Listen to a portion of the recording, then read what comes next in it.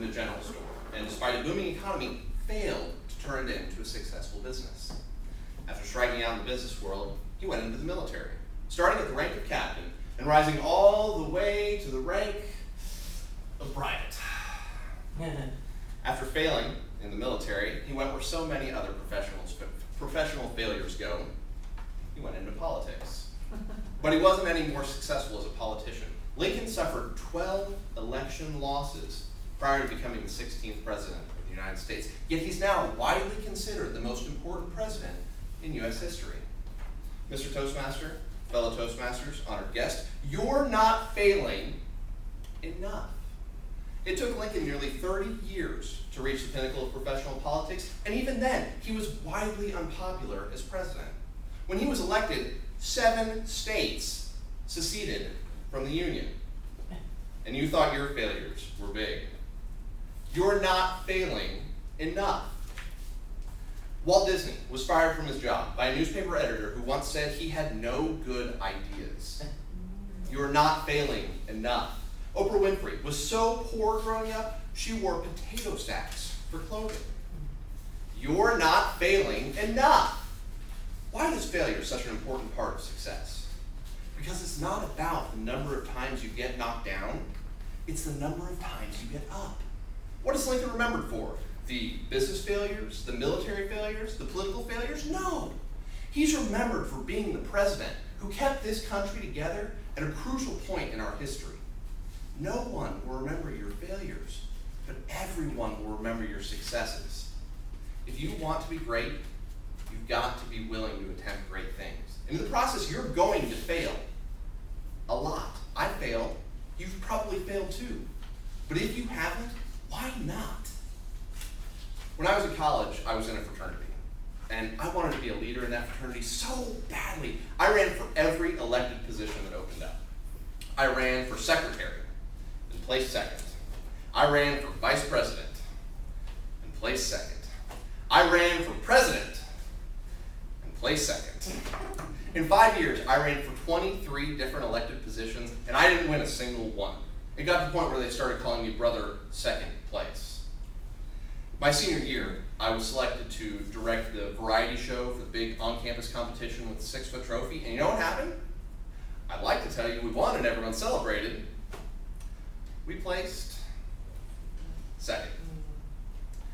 After college, I decided to start a lawn mowing and landscaping company, and then shuttered my doors when after one summer, my only client fired me.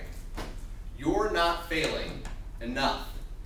After that, I decided to try out for law school. I applied to a half a dozen different law schools and didn't get into a single one. A few years later, I decided to try for law school again after bolstering my resume. And this time, I got in. Success, right? Or was it? So I uprooted my family, I moved to Tulsa. I enrolled in law school, and after completing my first year, I realized, this sucks.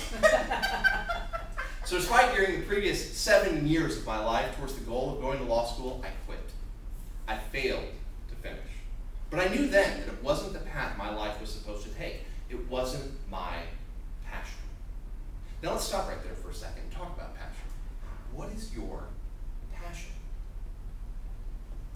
What's the one thing you wake up in the morning and you can't wait to do? It took me a long time to find mine, but this is it right here. I love getting up in front of an audience and talking.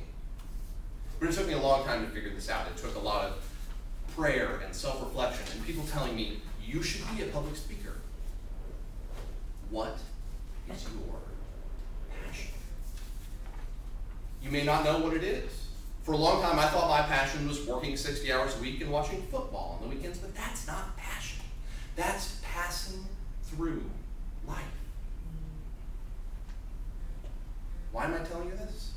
Because I stand here today to tell you that failure is not a bad thing. I failed at so many things in my life because I've tried so many different things. And I wouldn't change a thing about any of them because they've all led me to this place at this time doing what I love to do. I've failed at more things in 31 years than most people have failed at in a lifetime. But I've also been very successful. Remember all the elections, all the lost elections, the lost variety show? Despite all that, When I graduated, my fraternity awarded me the Outstanding Graduating Senior Award and chose me to be our chapter's national delegate. And now, when I go back, no one remembers that I never won an election, but they see that plaque on that wall, and that is what I'm remembered for. Remember when I applied to a half a dozen different law schools and didn't get into any of them? I went to business school instead. I got an MBA that helped nearly double my salary and helped me secure two full ride scholarship offers to law school the second time around. Now remember when I went to law school and dropped out after a year? Other than learning that nobody likes lawyers, what I learned was that what I wanted to do, what I was passionate about, wasn't talking to a court and a judge and a jury. It was talking to a crowd of people. I wanted to connect with an audience. I wanted to draw people in with the power of my words. And I spent the last few years trying to hone that craft. You're not failing enough. But if you don't believe me, ask Michael Jordan about failure. He once said, Michael Jordan didn't even make his high school basketball team. He once said, I've missed nearly 9,000 shots in my career. I've lost nearly 300 games. On 26 occasions, I was given the chance to make the game-winning shot, and I missed. I have failed over and over and over in my life, and that is why I succeed. Fellow Toastmasters, I want you to succeed. And so I say this in the nicest way possible. I hope you go out there today and you fail. Because that failure will bring you ever closer to success. Mr. Toastmaster.